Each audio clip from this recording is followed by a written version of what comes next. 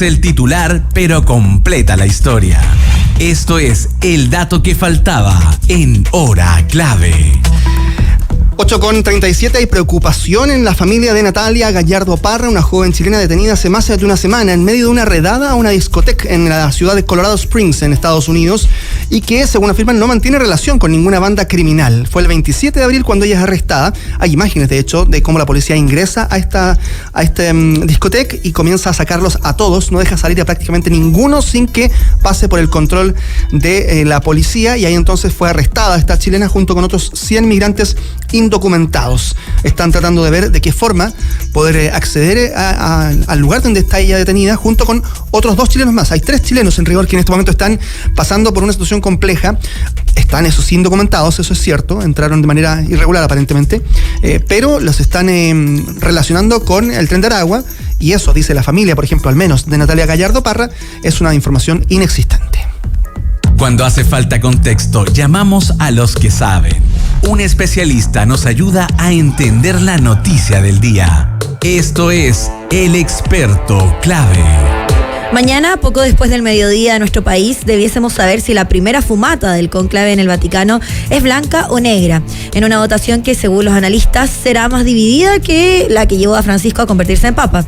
Todo este proceso, seguido por millones de personas en todo el mundo, se realizará en una capilla sixtina que cuenta con las mayores medidas de seguridad de su historia. En nuestra sección Experto Clave conversamos del cónclave, su historia y qué es lo que marca esta elección con José Pedro Hernández, académico e historiador de la UDLA. ¿Qué tal, José Pedro? ¿Cómo estás? Buenos días. Buenos días. Buen día, estamos José. para responder todas las dudas que puedan tener. Como un buen experto clave. Sí, justamente. A ver, yo he tratado de explicar desde mi poca expertise en este tema, sí, la historia del cónclave. Harta ya a estas alturas, Carlos. Bueno, sí, no pero, te tires para abajo. pero en rigor, claro, porque quiero escucharlo de José Pedro, esta historia que es más fantástica, de cómo se llega al cónclave, ¿no? A encerrar con llave a estos cardenales que se demoraron una enormidad en elegir un papa en algún momento de la historia, y lo hacen en condiciones bien dramáticas. Dramática, estamos hablando del siglo XIII, por ahí, cuando se escoge a Gregorio X, y claro, tuvieron más de 2 años, 9 meses aproximadamente, y la gente ya estaba cansada. Hay que entender que es otra época donde habían presiones por los reinados. No es lo mismo que pasa ahora, que cada cardenal vota, sino que antiguamente eran presiones de parte de los reinados para que escogieran un papa. Hay que entender que tenían mucha influencia estos reinados en función de él, de quién era el papa y quién regía, en este caso, la Iglesia Católica. Y es así como pasó el tiempo, e incluso dijeron ya, basta. De ahí que surge el cónclave, que les cierran con llave, justamente en la Capilla Sixtina, e incluso le racionan la comida. Y también algunos hablan que les sacan el techo para que tengan frío. En el fondo estuvieron presionarlos de tal manera que por favor escogieran a un papa.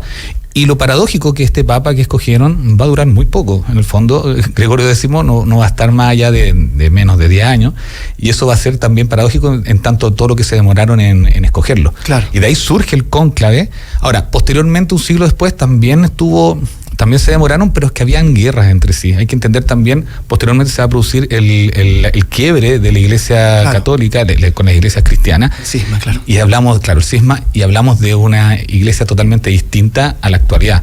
Ojo, a inicios del siglo XX todavía existía mucha presión europea por quién votaba, quién escogía al Papa, en este sentido. Esto también es producto de la forma en que se elige dentro del cónclave, a la cual nosotros no estamos acostumbrados como ciudadanos, porque tenemos una elección que es con alternativas, podríamos decir, más cercana a lo que uno tenía como las pruebas del colegio, algo similar a eso, y aquí no, en el cónclave es algo abierto, te entregan un papel. Explícanos un poquito cómo es esa metodología.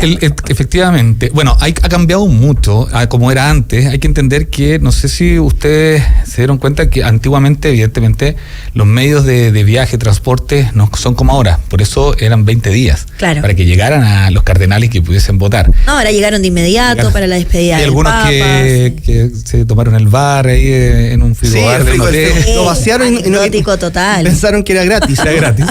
Pero estos 135 cardenales, y esto ya pasó con la elección del Papa Francisco, están en reuniones, justamente.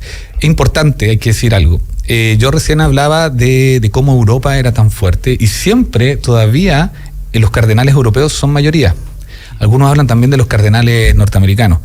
Pero el Papa Francisco, ya si bien escogió al 70% de los que pueden votar ahora, Importante decir que son de 70 países distintos. Por primera vez se da esa dispersión de países y el Papa Francisco buscó cardenales en otros lugares fuera de Europa. Y volviendo a tu pregunta, el voto es uno. Cada uno vota y ellos, importante, uno dice va a durar 3 años, va a durar 2 años, difícil que dure tanto, más en la actualidad, porque existen estas reuniones importantes, no es que se junten en camaradería, quiero decir, lo que hacen ellos van a orar, pero siempre tienen espacios abiertos de almuerzo, para conversar. Y ahí conversan. Incluso se dice que el Papa Francisco en esos momentos se posicionó y logró la votación para que después saliera el Papa. Claro, eso está ocurriendo el día de hoy. Porque a veces ocurre, tengo entendido, de acuerdo a lo que muchos analistas dicen respecto de que en estas conversaciones a veces empiezan a haber facciones tan divididas que lo que terminan haciendo para acelerar el proceso de los cardenales es buscar a otro candidato de consenso. Y ahí es donde salen los nombres que no están en la lista estos de los papables, ¿no? Sí, hay la conversación de a quién van a apoyar, pero también puede ser una metodología de hacerse campaña. Totalmente hablar campaña. Con el otro y decir, mira, este igual tiene un punto. Hay que llevarlo a lo terrenal. Yo sé que uno puede aquí dañar a distintas personas, pero si bien el Espíritu Santo los ilumina, pero hay que hablar son personas, son seres humanos. Algunos hablan que incluso el Papa Francisco dejó su legado, va a gobernar desde el cielo en el fondo, porque como escogió a sus cardenales. Ahora, se dice que debería ser algún europeo, pero difícil porque los europeos están siendo mucho más conservadores a lo que buscaba el Papa Francisco debido a la pérdida, al ingreso muy fuerte del Islam en Europa. Y criticaban a Francisco diciéndole, oye, estamos perdiendo muchos feligreses acá. Y Francisco fue para otros lugares a tomar, yo les mencionaba lo de los cardenales, de ahí que miró el mundo asiático y de esa manera se cree que ahí surge Tagle, ¿cierto? El cardenal filipino, que se cree que puede ser. Ahora, yo estaba viendo, bueno, ustedes están auspiciados por una casa de apuestas, no sé si me la juego por Tagle, porque justamente usted lo menciona, los que están en la pole position, sí, no salen. Para la gente que también, bueno, no está interiorizada en eso, existen de verdad apuestas en estas casas de apuestas por cada uno de los papas, así como uno apuesta por un equipo de fútbol, así tal cual, y eso también lo hace bastante más terrenal. Yo estoy a diario haciendo el F5 a Polymarket, que es como una agencia, digamos, internacional, extranjera, que va mostrando porcentajes, y claro, el primero es Parolin, que es el italiano, digamos, el secretario de Estado, es como el 2 del Vaticano, entonces genera esta sensación de continuidad, y después para abajo ya viene, por ejemplo, Tagle o el propio Zuppi, el italiano. El italiano, pero ojo, Parolin, Pietro Parolin, la queja que le tienen es que dicen que no tiene calle. Dicen que no es cerca, porque si bien es el número 2. A diferencia de Francisco. Claro. Entonces, él está muy en lo administrativo dentro del Vaticano, pero le falta calle. Y no quieren votar a veces por un europeo. Algunos, incluso Trump hablaba del cardenal de Nueva York, diciendo que es contrario a Trump, pero porque hay 15 o 16 cardenales norteamericanos. El punto es que están todos divididos. Hay unos muy conservadores y otros más progresistas. Y yo escuchaba que hablaban ayer y ustedes lo mencionaban, del cardenal chileno. Es muy difícil que salga un latinoamericano. Claro. Es muy difícil. Desde tu perspectiva también es difícil, por supuesto, de analizar. Uno lo puede ver desde adentro de la iglesia o también desde afuera, desde una perspectiva más social. Pero hoy en día podríamos ver estas dos facciones dentro de la elección del Papa. Uno que esté un poquito más vinculado a lo político, a lo administrativo, como decíamos, que algunos ya tienen esa arista, y otros que pueden ser más cercanos a la gente, como fue este legado que dejó el Papa Francisco. ¿Qué es lo más necesario para la iglesia católica hoy día en el mundo? Bueno, hay que verlo ahí. Por supuesto, en los dos. Hay que verlo ahí en la Capilla Sixtina, pero va a depender de la mirada, porque si quieren buscar feligreses, su mirada debería ser el cardenal Tagle, porque Filipina y el mundo asiático genera feligreses y genera esa cercanía y esa mirada a los nuevos tiempos de la iglesia.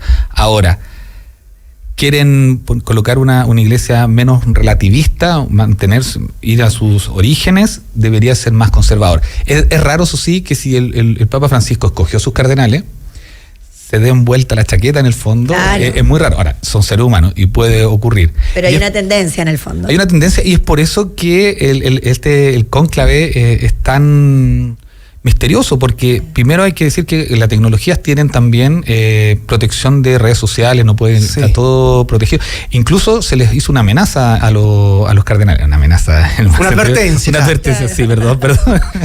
Que tiene que ver que los pueden excomulgar si es que hablan.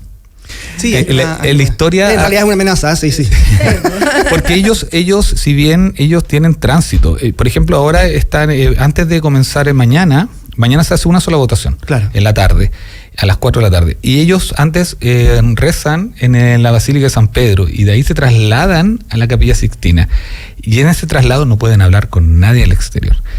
Y es súper importante. Es como un voto de silencio. Es un voto de silencio. Claro. Y ellos, ¿cómo funciona esto? Tienen un papel en latín que les dice, usted vota por, y anotan el nombre. Luego... Es un papel abierto, esa era mi pregunta también, abierto, para que la gente entienda. Uno se lo imagina ahora mucho más con la película Cónclave, que está mejor retratado, más allá de las cosas que son reales o no, pero es un papel abierto en el que dice, tú votas por, y ahí ellos escriben un nombre. Claro, y tiene que llegar a los 2/3, estamos hablando de casi 90 votos, pero importante, ahí surge que después lo leen, si no se logra, el camarlengo lo lee, hace el escrutinio, sí, y posteriormente hace la quema, si es que no se da, la quema negra, que quedó un poco enredado la última vez.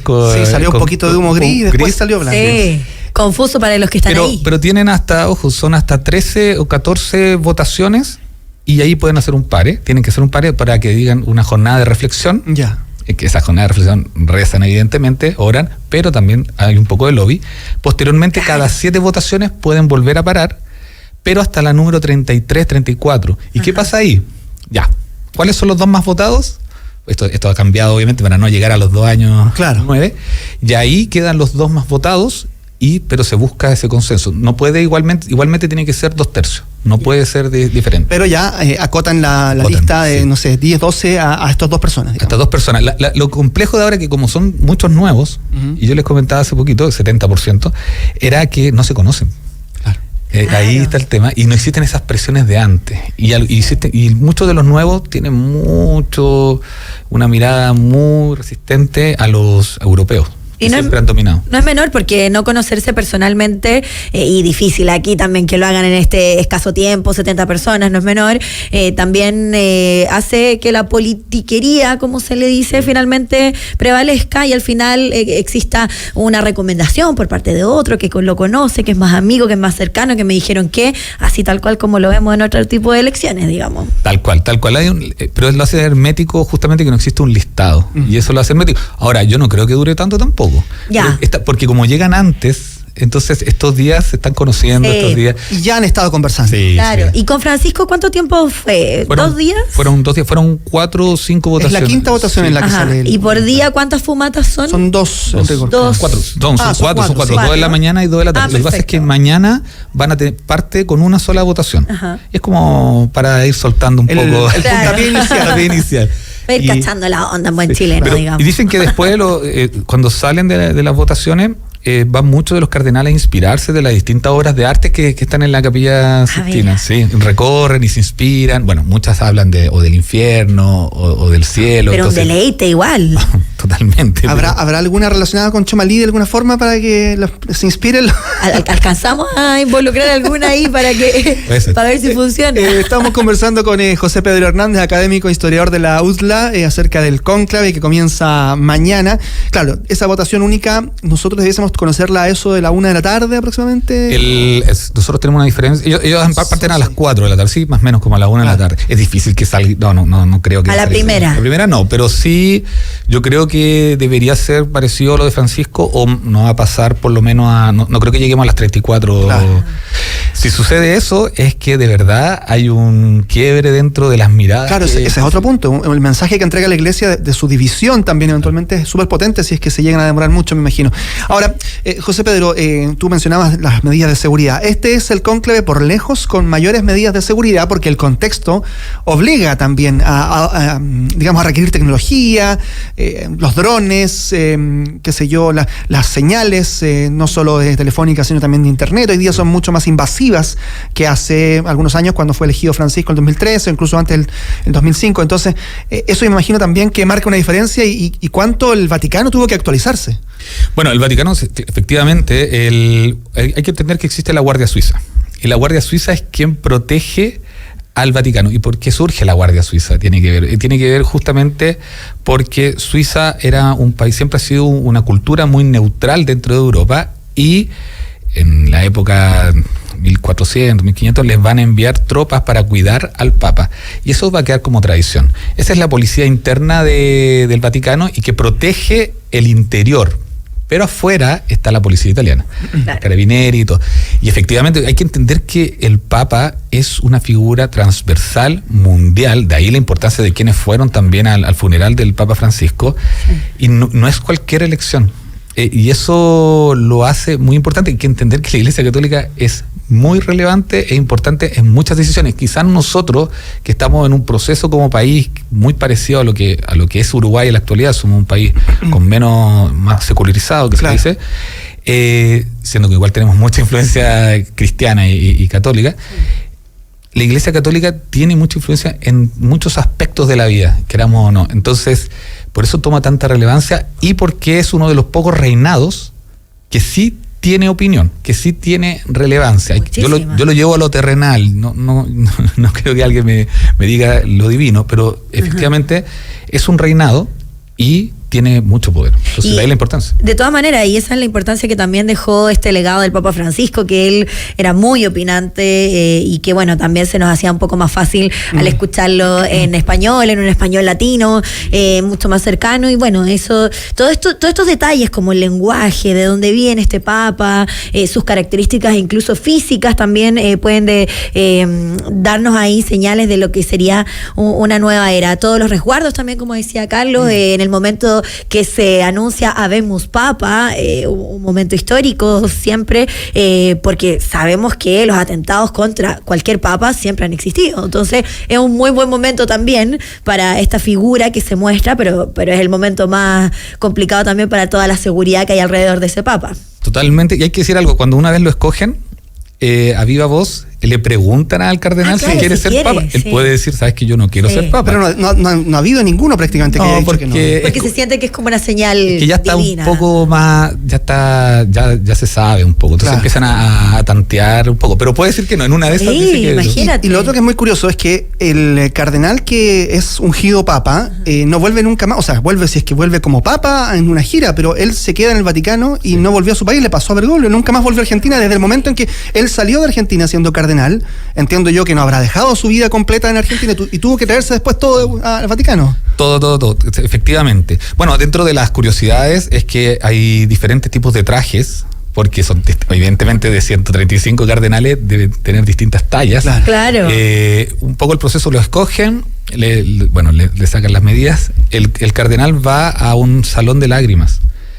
¿Ya? Porque se asume que es tanta la emoción que va, y va a orar, pero también a botar un poco, a desahogarse. Claro. Y escoge el nombre que quiere tener y después se hace el llamado que tú me decías, Vemos Papa, y sale en el ¿cómo se llama? En el balcón de la Basílica de San Pedro. No, hay las medidas de seguridad tremendas. Estamos hablando de un líder mundial y efectivamente cambia toda su vida. Bueno, Bergoglio no fue de nuevo a Argentina por razones un poquito... lo hemos conversado, sí. Qué increíble igual, porque todos estos papas, más allá de lo eclesiástico y lo divino y toda esta entrega que ellos tienen que tener hacia Dios, también tienen un ego detrás en el que todos deben haber pensado por lo menos alguna vez, ¿qué pasaría? ¿Qué nombre me pondría si es que me eligen a mí? Entonces, bueno, ahí ellos ya todos deben haberlo pensado, todos los que están allá al menos votando. Totalmente, yo creo que sí. Todos tienen la ilusión. Sí. Es que esto tiene que ver con cómo uno va ascendiendo también en su aspecto, bueno, emocional, espiritual y profesional dentro de. Entonces, el mundo eclesiástico es así y todos yo creo que tienen definido un poco el nombre. Ahora, Bergoglio, el Papa Francisco, yo creo que no pensaba ser papa, producto de que los jesuitas nunca habían sido escogidos. Claro. Sí. Pero le sirvió tanto esa conversa que tuvo ahí antes, en tanto almuerzo, que hizo un muy buen lugar. Fue gran maniobra, claro, no había fallecido Benedicto. Bueno. También, José Pedro Hernández, académico exterior de la UTLA, muchas gracias por acompañarnos. Entretenida la conversación, muchas gracias. Lo que está en boca de todos, explicado en minutos. Esto es Porque Todos Hablan de las misteriosas sillas que estaban afuera del Estadio Nacional. Pues claro, ya, y de la confirmación. Tenemos resolución al respecto. Es como, habemos fecha. Habemos conciertum. ¿Para febrero? De Bad Bunny. Del 2026. Queda mucho, yo encuentro. No sé si quiero pronosticarme de aquí a febrero del próximo año. Sí, el problema es que hay que comprar entradas con anticipación. Claro, ese es el problema. Y se agotan flash. Sí, así es. Ya, Anuncio que fue hecho entonces ayer por la productora Bizarro, y aunque aún no se han detallado los precios, las entradas van a salir a la venta el próximo lunes 12 de mayo. Carot, sí, va a ser de Sí, seguro. sí. Carot, sí, en el contexto ahí En el italiano. contexto, claro, justamente. No habemos presupuesto, no hay plata, como dijo Milei. Y lo que Bueno. tú decías, pues claro, imagínate los que están comprando para Catriel, Paco Moroso, como todos estos conciertos Sí, que han no. habido. Shakira fue carísimo además también. Bueno, difícil elección. Así es, bueno, va a haber entonces una preventa destinada a clientes Movistar, dice, y finalmente la venta general será desde el viernes 16 de mayo a contar de las 10 de la mañana. Y van a estar todos en los trabajos, en las oficinas, ponen una cadena de computadores, todos, y empiezan entre todos a hacer esta ¿Qué esta hacemos compra. aquí? ¿Cancelamos el programa? ¿Qué? ¿Para Sí, comprar entradas? Para comprar entradas, bueno. No es tanto de tu gusto musical. Bad Bunny no, la verdad que no. Ya, no importa. Catriel sí, pero Bad Ayúdame Bunny no. con tu computador. ¿Puedo Por comprar? aquí, es que es muy lento, yo no me voy a llegar. Ya. Otro, no importa. 8:58, llegamos al final de esta hora clave, pero ya viene clave. Morsa, Daniel Fajardo nos está esperando. Sí, que esté muy bien. Nos vemos mañana de 8 a 9. Chao. Chao.